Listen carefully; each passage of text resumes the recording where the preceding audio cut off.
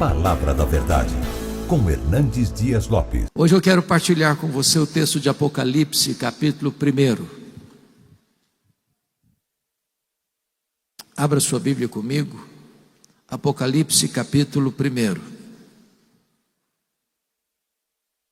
Nós vamos ler a partir do verso 5 até o verso de número 18. Lido o texto, por favor, não feche a sua Bíblia. Eu preciso que você acompanhe comigo, uma Bíblia aberta, a exposição desse texto.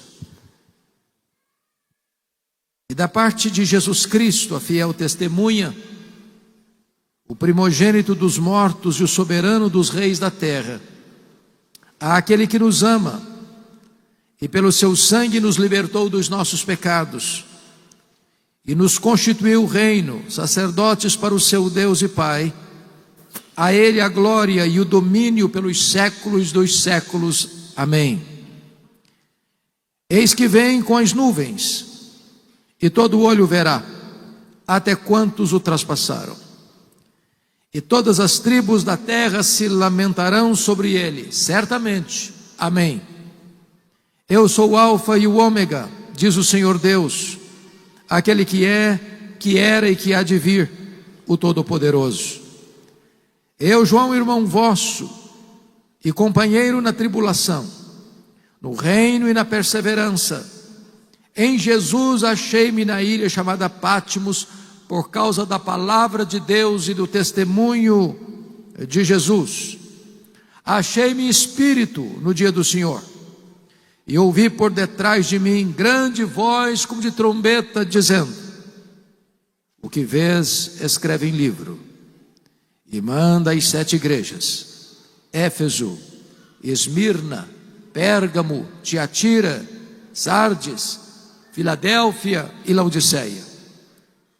Voltei-me para ver quem falava comigo, e voltado, vi 7 candeeiros de ouro, e no meio dos candeeiros um semelhante a filho de homem, com vestes talares, e cingido à altura do peito com uma cinta de ouro. A sua cabeça e cabelos eram brancos como a alva lã, como neve, os olhos como chamas de fogo, os pés semelhante ao bronze polido, como que refinado numa fornalha, a voz como voz de muitas águas. Tinha na sua mão direita 7 estrelas, e da boca saía-lhe uma afiada espada de 2 gumes. O seu rosto brilhava como o sol na sua força. Quando o vi, caí a seus pés como morto. Porém ele pôs sobre mim a mão direita, dizendo: não temas, eu sou o primeiro e o último, e aquele que vive. Estive morto, mas eis que estou vivo pelos séculos dos séculos, e tenho as chaves da morte e do inferno. Louvado seja o Senhor.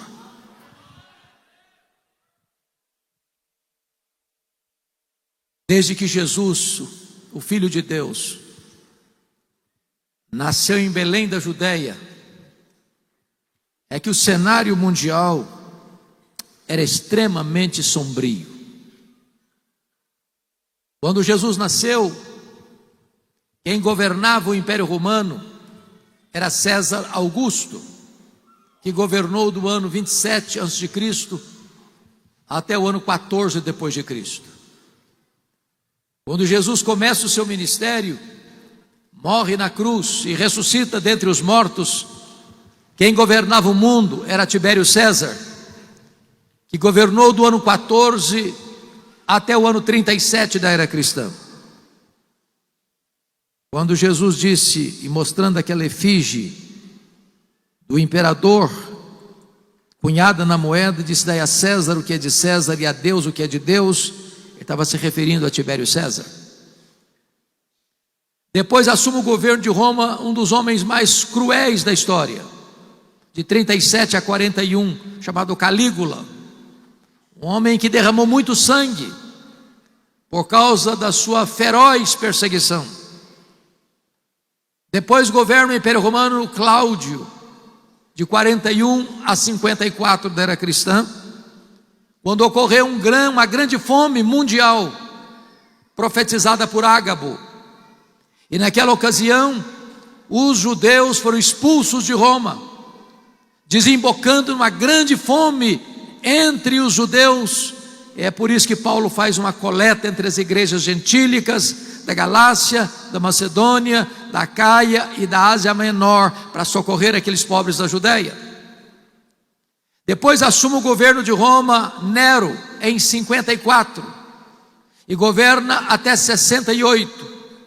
Foi o imperador que pôs fogo em Roma e começa um verdadeiro massacre aos cristãos, crucificando-os e queimando-os vivo para iluminar as noites de Roma. Sucede Nero Vespasiano, que governa de 69 a 79. É no período de Vespasiano, no ano 70 precisamente, que foi inaugurado em Roma o Coliseu, chamado de Arena da Morte, que na festa de inauguração de 100 dias, mais de 10.000 crentes foram mortos com requinte de crueldade. Eles eram enrolados em peles de animais e jogados na arena, para os cães morderem, para os touros pisarem e para os leões esfaimados da Líbia devorarem. Sucede Vespasiano Tito Flávio, que governa de 79 a 81. Tito Flávio foi o general que destruiu Jerusalém, que incendiou o templo de Jerusalém e que promoveu a maior dispersão dos judeus de todos os tempos, desde o ano 70 até 14 de maio de 1948, quando Israel retorna ao seu território. Sucede Tito Flávio Domiciano, que governa de 81 a 96. É este imperador que deporta o apóstolo João, então pastor da igreja de Éfeso, na Ásia Menor, para uma colônia penal, para uma ilha vulcânica do mar Egeu, a ilha de Patmos. Vale destacar que a essas alturas, todos os outros apóstolos já estavam mortos, e mortos pelo viés do martírio. João era o último representante do colégio apostólico, já era um homem idoso. A igreja estava sendo massacrada, os crentes estavam sendo mortos, e Domiciano, certamente, ao deportar o apóstolo João para esta ilha vulcânica, tem um propósito: calar a voz do último apóstolo de Jesus, e jogar uma espécie de pá de cal na igreja tão sofrida daquele tempo. Todas as portas foram fechadas para João na terra.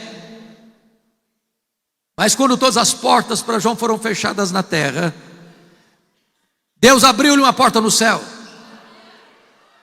e disse: sobe para aqui, que eu te mostrarei não as coisas que talvez aconteçam, não as coisas que podem acontecer, eu te mostrarei as coisas que devem acontecer.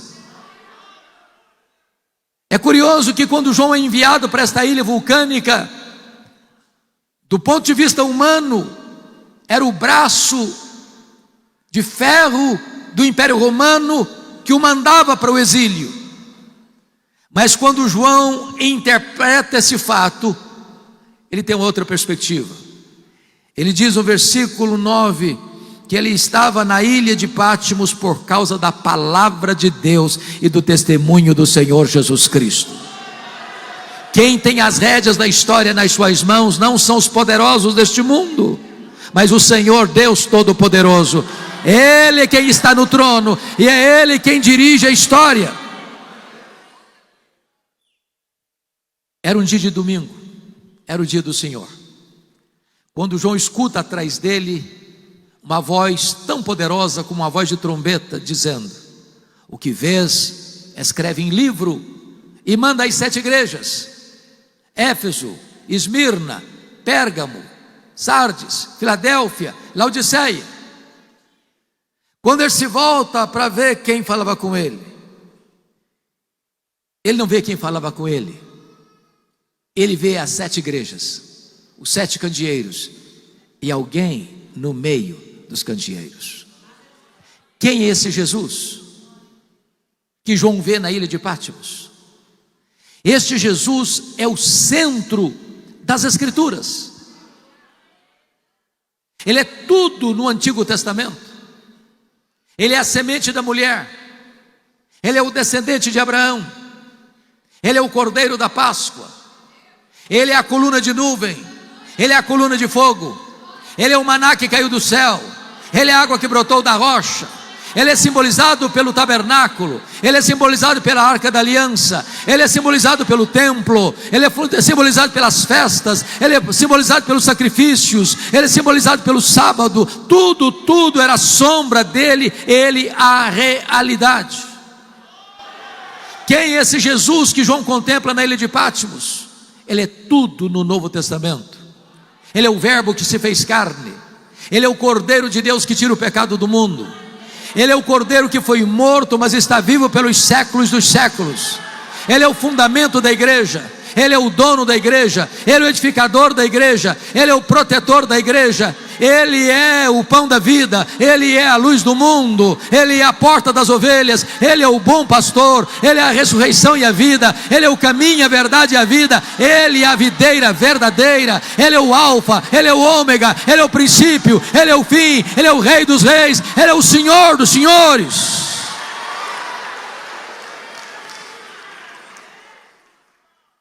Quem é esse Jesus que João viu? Nesta manhã eu gostaria de tratar de 3 assuntos à luz desse texto. Primeiro assunto é a glória incomparável da pessoa de Jesus. O segundo ponto da mensagem é a glória incomparável da obra de Jesus. E terceiro ponto, as implicações para a nossa vida destas 2 verdades anteriores. Quem é Jesus? Notem comigo, no versículo 13, que a primeira coisa que João tem a percepção é que este Jesus é onipresente. Ele está no meio das 7 igrejas: Éfeso, Esmirna, Pérgamo, Tiatira, Sardes, Filadélfia e Laodiceia. Ao mesmo tempo aqui, ao mesmo tempo ali, ao mesmo tempo acolá, ao mesmo tempo aqui neste templo em Anápolis. Ele está em toda parte. Eu posso garantir que esta assembleia tão bela e esses encontros tão importantes só se tornam de fato importantes não porque veio este ou aquele pregador, veio esta ou aquela banda, ou porque veio este ou aquele preletor. Esta assembleia é tão importante porque o Rei dos Reis, Jesus Cristo, está aqui. Ele é onipresente, Ele está aqui nesta manhã para nos sondar, para nos exortar, para nos encorajar, para nos fazer promessas.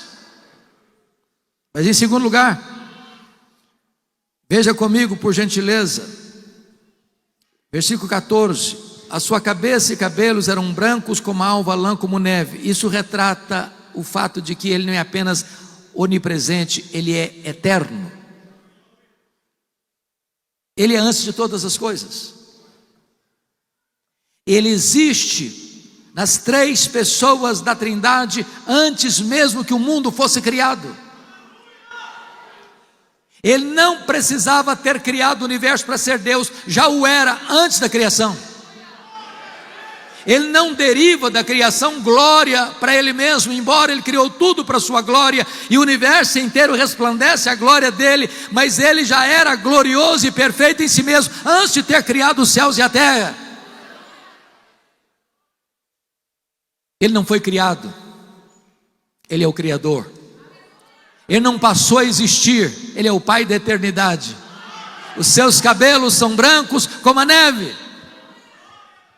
Terceiro lugar, veja comigo o verso 14 ainda: os olhos como chama de fogo. Isso retrata que ele é não apenas onipresente e eterno, ele é também onisciente. Ele tudo vê, a todo sonda. É por isso que ao andar entre as igrejas, ele repete para as 7 igrejas: eu conheço, eu conheço, eu conheço, eu conheço. Embora tenhamos aqui o nosso querido pastor Clarimundo, um homem de Deus, já há tantos anos aqui nesta igreja e amando as suas ovelhas, ele não pode conhecer a todos vocês. Aliás, nós nem conhecemos plenamente a nós mesmos. Porém, este Jesus que está aqui, ele conhece totalmente, ele conhece profundamente, ele conhece exaustivamente, ele conhece totalmente. Seus olhos são como chamas de fogo. Ele sabe quem é você, ele sabe como você está nesta manhã.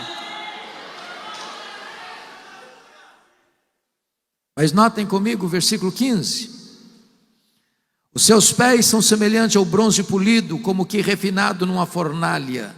Isso significa que ele é onipotente.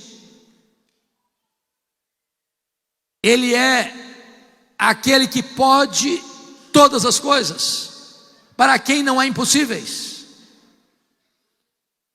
Em outras palavras, ninguém pode ameaçar Jesus, ninguém pode intimidar Jesus, ninguém pode colocar Jesus numa situação de perigo, de risco. Ninguém pode colocar Jesus contra a parede.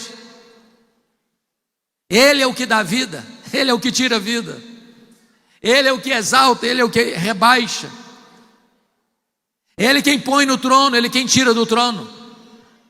Ele é o todo-poderoso Deus. Nesse período em que o Brasil celebra a festa chamada de Carnaval, em muitos lugares, no passado e agora, em muitas passarelas, em muitas ruas, o nome de Jesus tem sido escarnecido, vilipendiado, zombado. E há muitos que tolamente pensam que podem humilhar Jesus, enfraquecer Jesus. Não, 1000 vezes não. O nosso Senhor é o Rei da Glória. O nosso Senhor é vencedor invicto em todas as batalhas. Ele é o todo-poderoso Deus. Ninguém pode ameaçá-lo, ninguém pode intimidá-lo, ninguém pode derrotá-lo. Ele está no trono e ele voltará e vai colocar todos os seus inimigos debaixo dos seus pés. Ele é onipotente. Mas notem comigo, versículo 15: a voz é como voz de muitas águas. Sabe o que significa isso? Ele é irresistível. A sua voz é poderosa. A sua voz despede chamas de fogo. A sua voz despedaça os cedros do Líbano. A sua voz faz tremer o deserto. Ele falou e o universo surgiu.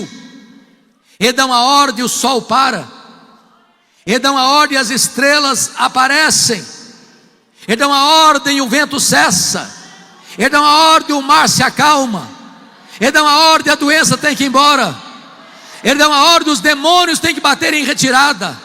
Ele dá uma ordem e os anjos saem para obedecê-lo. A sua voz ecoa nos céus e a sua voz ecoa aqui nesta igreja, nesta manhã.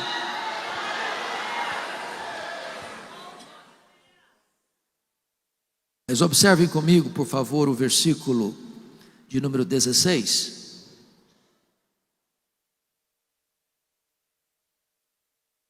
Tinha na mão direita 7 estrelas, e da sua boca saía-lhe uma afiada espada de 2 gumes. Significa que ele é vitorioso. É curioso que Nesta batalha final, às vezes se pensa que vai ser enfrentada uma conflagração de armas, fuzis, metralhadoras, canhões, carros, tanques de guerra, armas nucleares, bombas atômicas, armas químicas. Mas o Senhor não vai precisar de nada disso. A única arma que vai ser acionada é a espada que sai da boca de Jesus. Ele matará o anticristo com o sopro da sua boca. Não há ninguém que possa detê-lo, não há ninguém que possa vencê-lo, não há ninguém que possa derrotá-lo. Nós servimos ao todo-poderoso Deus, ao invencível Deus, ao nosso glorioso Senhor Jesus Cristo. Mas notem comigo, finalmente o versículo 16, quando diz: o seu rosto brilhava como o sol na sua força. O Cristo que João vê não é mais aquele Cristo suando sangue do Getsêmani. O Cristo que João vê não é mais aquele Cristo cuspido e esbordoado do sinédrio judaico. O Cristo que João vê não é mais o Cristo vilipendiado e torturado do pretório romano. O Cristo que João vê não é o Cristo que caminha trôpego pelas ruas estreitas e apinhadas de Jerusalém, sob os apupos e vaias de uma multidão ensandecida. O Cristo que João vê não é o Cristo pregado naquele lenho no Gólgota. O Cristo que João vê é o Cristo vitorioso. Seu rosto brilha como o sol na sua força. É este Jesus que viemos adorar nesta manhã. É este Jesus que é a razão da nossa vida. É este Jesus que é o conteúdo da celebração dos 60 anos do Comep. É por causa desse Jesus que essa celebração perdura 60 anos e há de perdurar até Jesus voltar para a glória do seu nome. Ele é o glorioso Jesus. O resultado disso está no verso 18. Porque está escrito, versículo 17, está escrito: quando o vi, caí a seus pés como morto. Porém ele pôs sobre mim a mão direita, dizendo: não temas, eu sou o primeiro e o último, e aquele que vive. Estive morto, mas eis que estou vivo pelos séculos dos séculos, e tenho as chaves da morte e do inferno. João era o discípulo mais próximo de Jesus, aquele que reclinou no peito de Jesus, na mesa da ceia. Mas agora, diante da glória incomparável de Jesus, diante da majestade do Cordeiro de Deus, ele cai como morto aos seus pés. E Jesus olha para ele e diz: não tenha medo não, eu sou o primeiro, eu sou o último, eu estive lá no começo, estarei lá no fim. Eu sou o alfa, eu sou o ômega. Eis que eu estive morto, mas eu estou vivo pelos séculos dos séculos. Nós não adoramos o Cristo que esteve vivo e está morto. Adoramos o Cristo que esteve morto e está vivo pelos séculos dos séculos. Nós adoramos o Cristo que venceu a morte e que tem a chave da morte e do inferno. Quem tem a chave tem o poder. Quem tem a chave tem a autoridade. Quem tem a chave tem o controle. E ele tem a chave da morte e do inferno. Tudo está debaixo do governo dele. Ele manda no céu, ele manda na terra, ele manda no inferno. Ele tem o controle de todo o universo. Ele é glorioso em sua pessoa, incomparavelmente glorioso. Mas agora observem comigo o segundo ponto dessa mensagem. Tendo nós observado a glória da sua pessoa, em segundo lugar, vamos olhar a glória da sua obra. O primeiro ponto que eu quero destacar está no versículo 5, quando diz: aquele que nos ama. Eu quero dizer para você que Jesus te ama. Isso não é pouca coisa. Eu gosto quando os irmãos nossos da Inglaterra do século 17 diziam o seguinte: achas pouco os seres amados por Deus? No dia que você entende que Jesus ama você, você é curado do complexo de inferioridade. No dia que você entende essa verdade, não tem mais problema de autoestima achatada. E Jesus ama você e a mim, não porque um dia olhou para nós e disse: você é uma pessoa legal, eu acho que você é digna de ser amado. Não foi assim. A Bíblia diz que Ele nos amou quando nós éramos fracos, ímpios, pecadores e inimigos. Ele não nos amou por causa dos nossos méritos, mas apesar dos nossos deméritos. Ele não nos amou por causa das nossas virtudes, mas apesar dos nossos pecados. O amor dele por você não tem a causa em você mesmo, mas nele. Ele nos amou porque ele é amor. Ele não amou você porque você o amava, ele amou você primeiro e atraiu você para ele com cordas de amor, porque ele amou você com amor eterno. Esse amor é abundante. O Espírito Santo derrama este amor, o amor de Deus em seu coração. Este amor é imerecido, porque Ele me amou quando eu não o amava. Este amor é provado. A Bíblia diz que Deus prova o seu próprio amor para conosco pelo fato de ter Cristo morrido por nós, sendo nós ainda pecadores. Então, se você entrou aqui hoje, nesta manhã, ou está nos acompanhando pelas mídias sociais, e tem alguma dúvida do seu valor, saiba disso: Jesus ama você. Ama você com amor eterno. Ama você com amor perseverante. Nunca houve um dia em que ele tenha deixado de amar você. Não há nada que você possa fazer para Ele amar você mais. Não há nada que você possa fazer para Ele amar você menos. Ele ama você com amor eterno, perseverante, sacrificial. Ele não escreveu nas nuvens com letras de fogo: eu te amo. Ele esculpiu na cruz do Calvário: eu te amo. A segunda obra que é destacada no texto, está no versículo 5 ainda, quando diz assim: e pelo seu sangue nos libertou dos nossos pecados. Primeiro, Ele amou você. Segundo, Ele morreu por você. Agora notem, Ele é santo, santo, santo. Quando você diz santo, você define. Quando você diz santo, santo, você enfatiza. Quando você diz santo, santo, santo, você coloca isso em grau superlativo. Ele não pode contemplar o mal. Ele é luz. E agora, por amor a você, Ele veio ao mundo, assumiu o seu lugar, carregou no seu corpo, sobre o madeiro, os seus pecados. A Bíblia diz que Deus lançou sobre Ele a iniquidade de todos nós. Por isso a Bíblia diz que não havia beleza nele.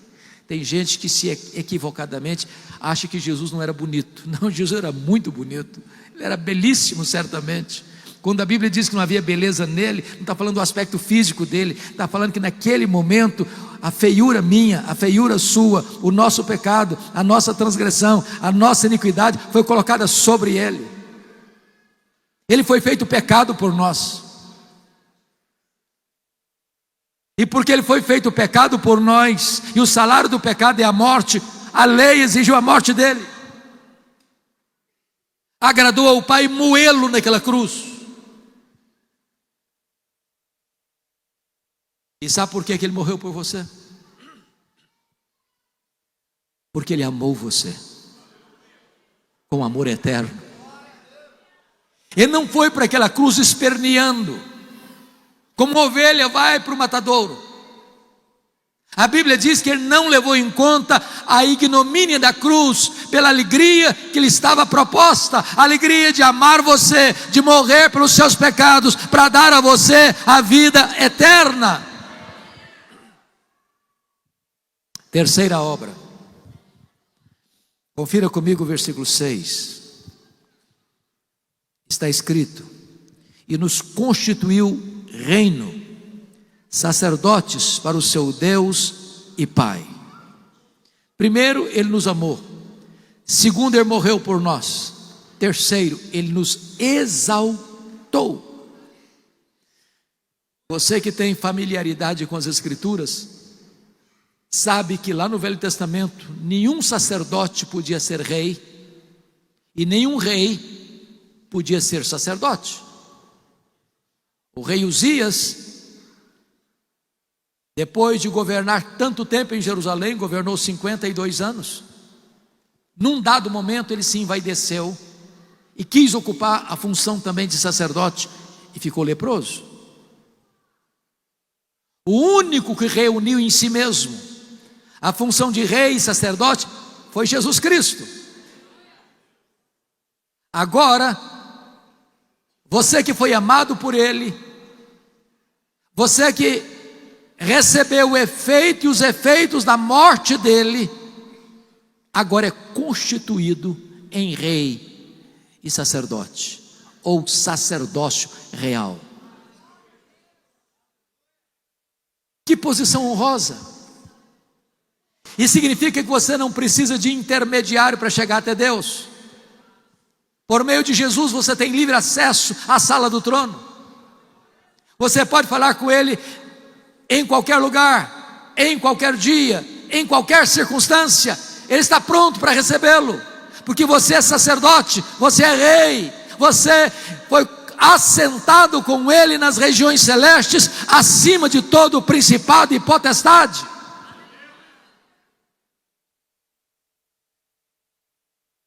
Quarto lugar, Ele amou você, Ele morreu por você, Ele exaltou você, mas em quarto lugar, Ele voltará para você. Confira comigo o versículo 7. Eis que vem com as nuvens, e todo olho verá, até quantos o traspassaram, e todas as tribos da terra se lamentarão sobre ele, certamente. Amém. Ele voltará. E como ele voltará? Diz a Bíblia que ele voltará pessoalmente. Ele não vai enviar um representante. Está lá em Atos 1:11, que quando os apóstolos, os discípulos estavam olhando para as alturas e Jesus ascendendo aos céus, vieram dois anjos e perguntaram para eles: varões galileus, por que estáis olhando para as alturas? Esse mesmo Jesus que vi subir, do mesmo modo descerá. Ele pessoalmente voltará. Segundo, ele voltará visivelmente, todo olho verá. Vai ser o evento mais público e notório da história. Terceiro, ele voltará audivelmente. Ressoada a trombeta de Deus, ouvida a voz do arcanjo, ele voltará. Quarto, ele voltará repentinamente. Vai ser como um relâmpago que risca os céus do oriente ao ocidente. Na linguagem do apóstolo Paulo, é como abrir e fechar de olhos. Um instante. E a palavra instante lá em 1 Coríntios 15 é a palavra átomos, de onde vem a nossa palavra portuguesa átomo. Esta rapidez era representado por três coisas: o dardejar da cauda de um peixe, o faiscar das estrelas e o abrir e fechar de olhos. Em outras palavras, prepara-te para te encontrares com o teu Deus, porque não vai dar para arranjar azeite para sua lamparina na última hora. Como ele voltará? Ele voltará inesperadamente. Será como ladrão. Nenhum ladrão manda um WhatsApp para você, dizendo, tal dia, tal hora eu chego na sua casa, prepara um pão de queijo, uma pamonha, que eu estou chegando. Chega de surpresa. Significa que não vai ser um dia comum. Não vai ser um dia óbvio. É como se você levantasse para ir trabalhar, ou levantasse para levar a criança na escola, ou levantar para fazer uma viagem. E vai ser assim, um dia comum, que ele voltará. Não sabemos se pela manhã, se pela tarde, se pela noite, se pela madrugada. Precisamos estar preparados. E quando eu olho, pastor Clarismundo, essa questão, se vai ser de manhã, de tarde, de noite ou de madrugada, estava comentando com o Wagner que veio comigo, que isso representa os fusos horários. Que se Jesus voltar de manhã no Brasil, vai ser de noite no Japão. Vai ser de tarde na Europa. Então ele vem ao mesmo tempo de manhã, de tarde, de noite e de madrugada. Depende do lugar onde estiver.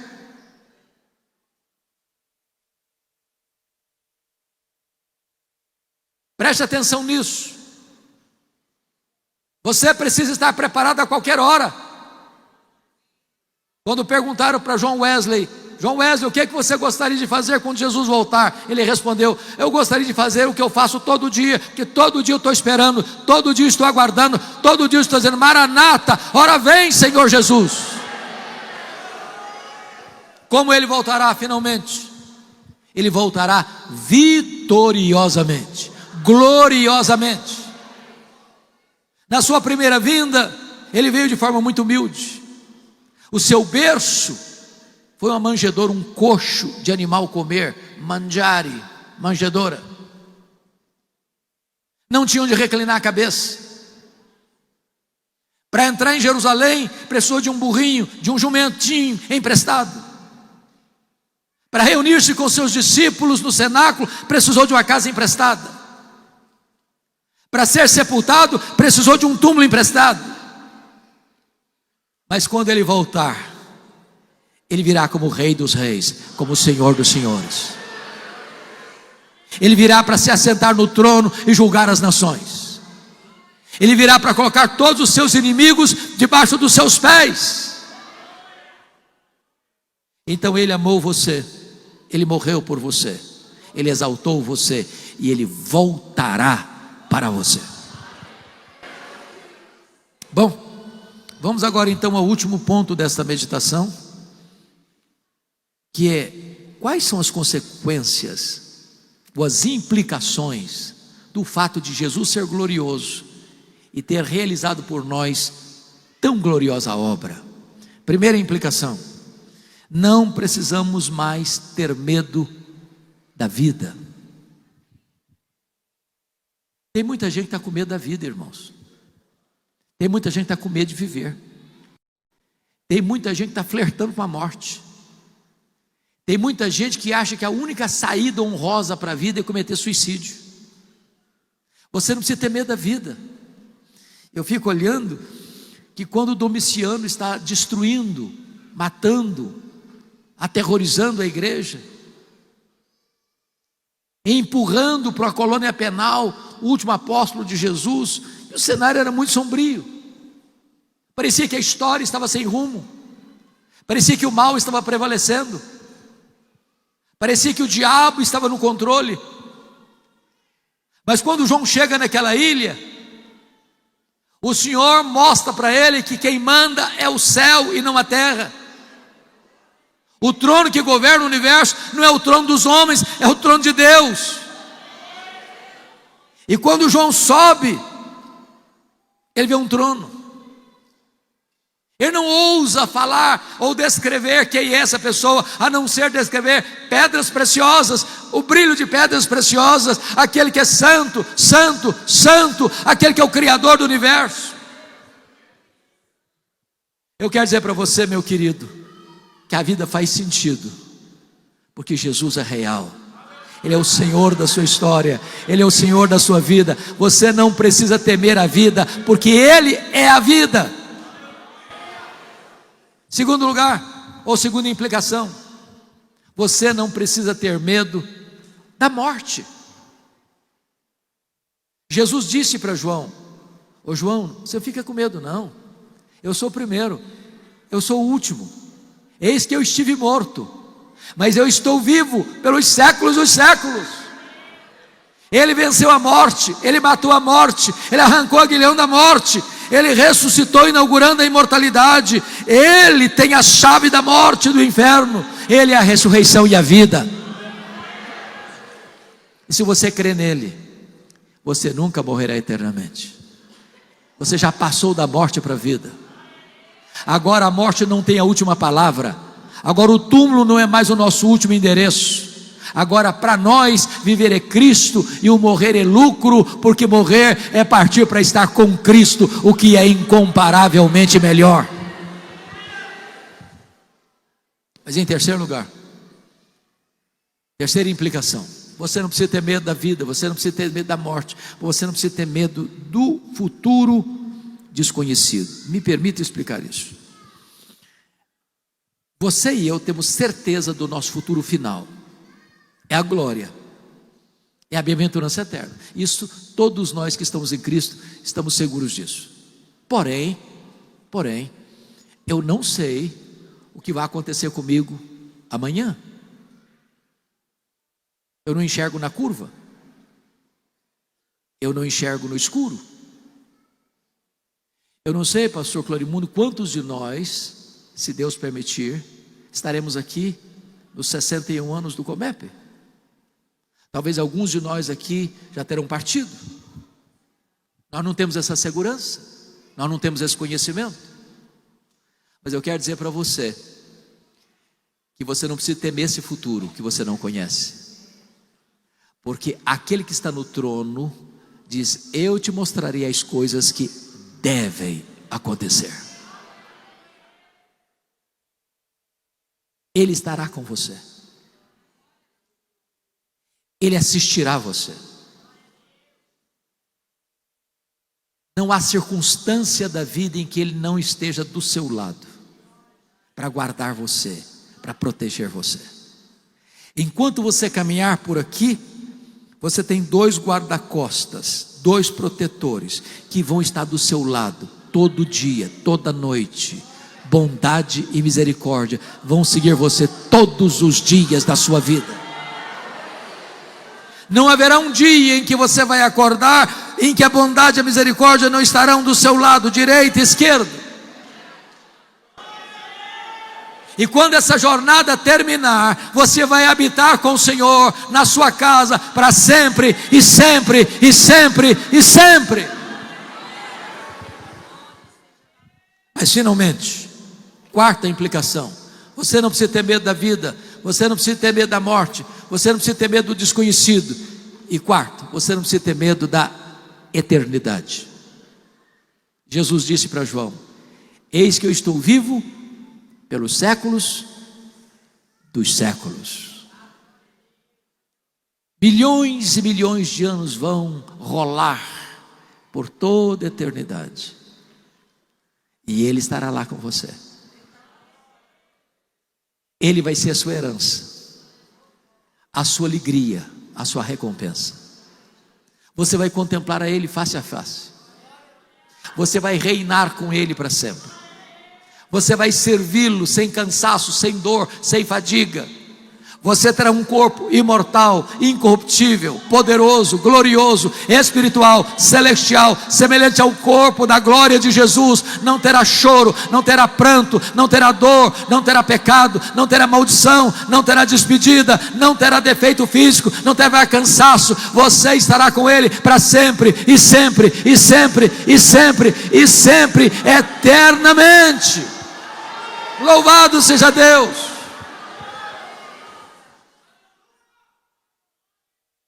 O que você tem em Cristo, nenhum dinheiro deste mundo pode comprar. O que você tem em Cristo, o mundo não pode conhecer, nem tirar de você. Você tem nele vida plena, maiúscula, superlativa, abundante, eterna. Eu conclamo você a celebrar este Jesus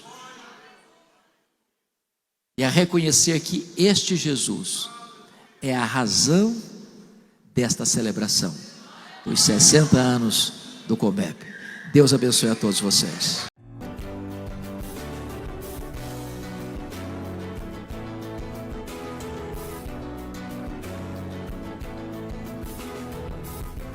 Palavra da Verdade, com Hernandes Dias Lopes.